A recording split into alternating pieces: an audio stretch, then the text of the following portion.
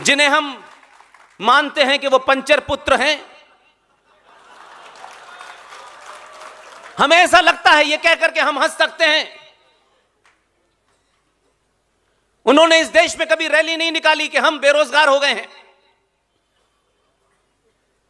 उन्होंने सरकार से ये सब मांगे नहीं की जो हम करते हैं। उन्होंने सरकार से जो निगोशिएट किया, और ऐसा निगोशिएट किया, करोड़ों इस देश में हिंदू लोग घूम रहे हैं, लाखों संगठन चल रहे हैं। आपका एमएलए, आपका एमपी संसद से बाहर निकलने के बाद आपके क्षेत्र में भी ऐसी सभा करके सच्चाई नहीं बताता। और आप हैं कि जब तक वो नहीं बताएगा तब तक आप जानने की कोशिश नहीं करते। अगर ये जान जाते कि आपकी आस्थाओं का, आपके राष्ट्र की इंच इंच जमीन का सौदा हो गया है, तो हो सकता है मैं और आप उसमें कुछ कर न सकें, लेकिन चिल्लाने से करोड़ों लोगों को पता चल जाएगा, और करोड़ों लोगों में से कुछ करोड़ खड़े हो जाएंगे, सरकार डरने लगेगी। इसलिए आर्टिकल 35A, मेरे एक साथी स्वर्गीय संदीप कुलकर्णी, महाराष्ट्र के रहने वाले, हमारे बीच में नहीं है, उन्होंने सुप्रीम कोर्ट में पहली बार आर्टिकल 35A की एक पिटीशन डाली थी। मेरे दोस्त मैं विदेशी एक चैनल में काम करता था, तब भी मैंने कहा आप पिटीशन डालिए, इस पे डेट पड़ेगी, लोगों को कुछ पता चलेगा, लेकिन असली जन जागरण यह होगा चौराहे चौराहे, गली गली। यह धारा कैसे आई, कैसे बनी, और कैसे तमाम समाज के तमाम राजनीतिक दलों ने और समाज के ठेकेदारों ने इसकी तरफ इशारा तक नहीं किया, बताया नहीं आपको। उनके अपने स्वार्थ हो सकते हैं। हजारों कश्मीर के ऊपर सभाएं होती हैं, सेमिनार होते हैं। मैं भी 88 से दिल्ली में हूं, मैंने नहीं सुनी आज तक कोई सभा हो जिसमें इस शब्द का प्रयोग भी हुआ हो। इसलिए जब आप मंचों से बोलते हैं और सत्ता को यह एहसास करा देते हैं तुम्हारे पास कुछ लेने कभी नहीं आएंगे, तो सत्ता डरती है। आर्टिकल 35A जम्मू कश्मीर में एक ऐसी धारा था जिसके तहत किसी भी विदेशी को भारत की नागरिकता देने का जो अधिकार जो केंद्र सरकार को था, वो कश्मीर की सरकार के पास था।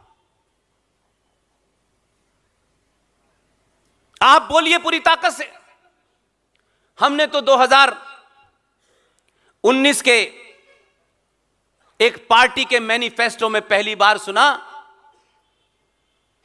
2014 से बोलते बोलते बीच इलेक्शन में यह खबर आई कि मैनिफेस्टो जारी हो रहा है एक पार्टी का, और उसमें कहा गया है कि हम सत्ता में आए तो 370 भी हटाएंगे और 35A भी हटाएंगे।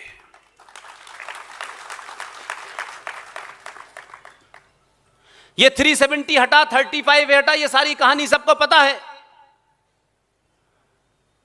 आप 2014 से 19 का पीरियड, 19 से लेकर आज तक का पीरियड अगर देखें तो आपको अपनी शक्ति का एहसास होगा। आपको लगेगा बिना चिल्लाए अगर अपनी बात को कहेंगे तो आज सत्ता के पास हर वो बात पहुंचती है जिसका आपको अंदाजा नहीं होता। इसलिए अगर सरकार यह जानती है कि अगर इस कानून को हटाने में हमारे पास कहीं बहुमत कम भी पड़ रहा है, तो आपका दबाव, अपनी उस ताकत का मैं आपको बोध कराना चाहता हूं। आपने जो सबसे बड़ी भूल नहीं की, इसको जरा ऐतिहासिक पॉइंट से देखें। 2014 में 70 साल के बाद भारत में सत्ता का परिवर्तन हुआ, यह बहुत बड़ी बात नहीं थी। दुनिया के विदेशी अखबारों ने लिखा आपके बारे में, उनके अपने अपने निष्कर्ष थे, लेकिन मैं उससे बड़ी चीज मानता हूं। यह पहली बार हुआ कि आपने अपनों के ऊपर बिना किसी जल्दबाजी के अपना धैर्य नहीं खोया। मेरे तेरे के बारे में बहुत सवाल उठे 14 से लेकर 19 तक, और हम तमाम सारे लोग दो बात क्या जान जाते हैं, घर बैठ के देश के प्रधानमंत्री को राय देने लगते हैं। 5 लोगों का परिवार ठीक से चलता नहीं है, लड़का सुनता नहीं है, प्रधानमंत्री को राय दिए जा रहे हैं सुबह से लेकर शाम तक। उसको यह करना चाहिए, उसको यह नहीं करना चाहिए, और एक चौराहे पे बात करेंगे, दूसरे चौराहे पे दूसरी राय होगी, माने किसकी वो। लेकिन मैं इस बदलाव को देखता हूं, इसलिए राष्ट्र की बात करता हूं। भारतीय इतिहास में, राजनीति के इतिहास में जो मेरे बुजुर्ग यहां बैठे हैं वो भी देखें, और आज के युवाओं को उनके अंदर एक उम्मीद जगाएं। भारतीय राजनीति के केंद्र में पहली बार सनातनी हिंदू आया है।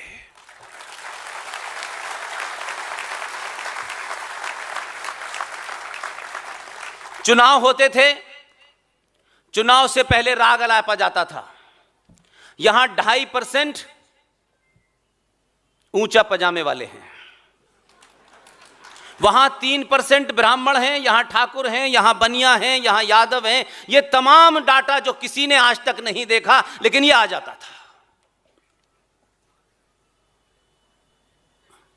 इसलिए सिर्फ सत्ताओं के बदलने से राष्ट्र नहीं बदलता,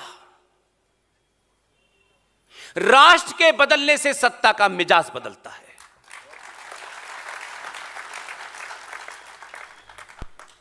2014 में जो भी कुछ किया, उस वक्त इतना लंबा होमवर्क था। मेरे जैसे बहुत सारे लोग होंगे जो अपने प्रोफेशनल कैरियर के जमाने सत्ताओं के पास तक जाके बहुत चीजें देखने सुनने का मौका मिलता है, तो तब लगता है कि हम एक आम आदमी होकर जो सोचते हैं और उससे देश नहीं चलता। और खास तौर से जब इस देश को भारत के उत्तर और पूरब से, पश्चिम से कोई बड़ा खतरा ना हो, यह देश 70 सालों से आंतरिक गद्दारों से ज्यादा असुरक्षित है। यह शब्द कहने से हम खुश नहीं होते, थोड़ा सा बचते हैं कि बराबर में एहसान भाई ना नाराज हो जाएं, क्योंकि आप गद्दार शब्द कहते हैं, वो कहते हैं हमारे लिए कह रहे हो, बगैर नाम लिए समझते हैं। कमाल के लोग हैं। पुर्तगाल में, डेनमार्क में कोई कार्टून बना देता है, बगैर नाम लिए पहचान लेते हैं।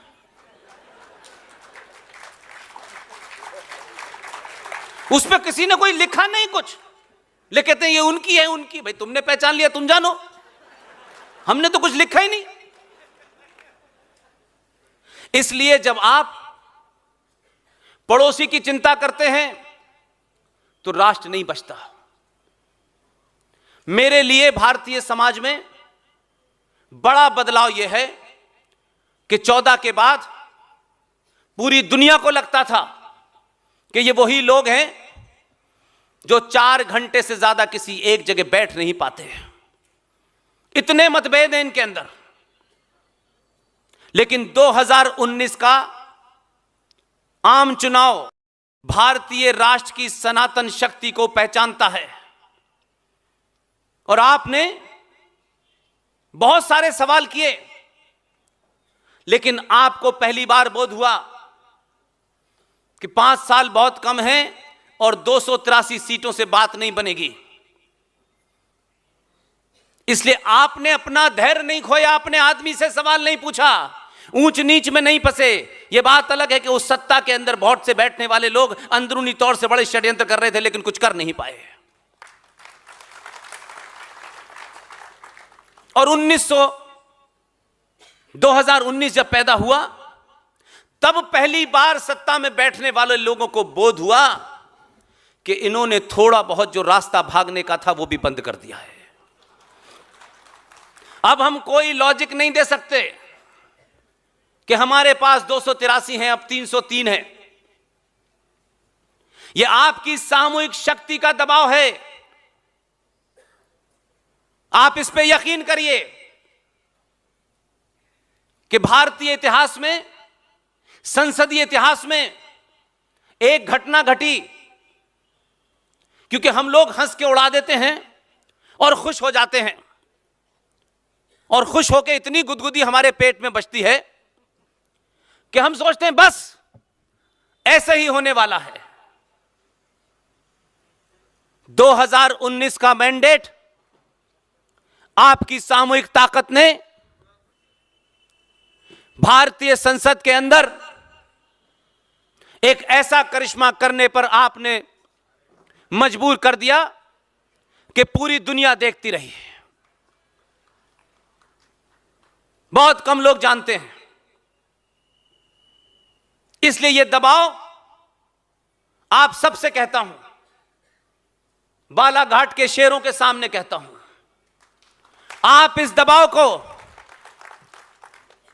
बिना मेरा तेरा किए, कम से कम यह जनरेशन यह मान के चले कि सत्ताओं से हमें अब कुछ नहीं चाहिए, सत्ताओं से कुछ नहीं चाहिए, लेकिन सत्ताओं पे इतना दबाव बनाएंगे कि सत्ता इस राष्ट्र को टूटने वाली शक्तियों से कैसे सुरक्षित करेगी, इस देश के अंदर जो विघटनकारी धाराएं हैं उसे कैसे हटाएगी, उसके लिए जुगाड़ तुगाड़ अगर सरकार को करना हो तो करने की ताकत दीजिए।